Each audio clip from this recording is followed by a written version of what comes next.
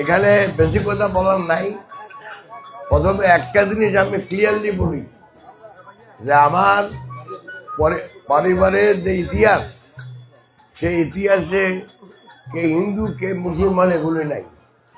শুধু আমরা সবাই বাংলাদেশের নাগরিক, সবার অধিকার সমান, যে যার মতো তার অধিকার অনুযায়ী কাজ করবে। এখানে হিন্দু মুসলমান বলতে কিছু নাই, এটাই আমি ছোটকাল থেকে শিক্ষা পাইছি।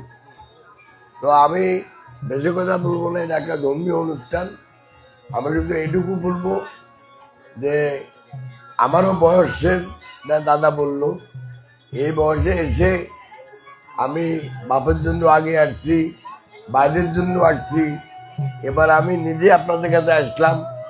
দয়া করে যদি একটা সুযোগ দেন, তাহলে আমরা একত্রে মিলেমিশে আমাদের সমাজের উন্নয়ন করব এবং সবাই যেন আমরা মিলেমিশে থাকতে পারি, সেজন্য আমি কাজ করব। দোয়া করবেন।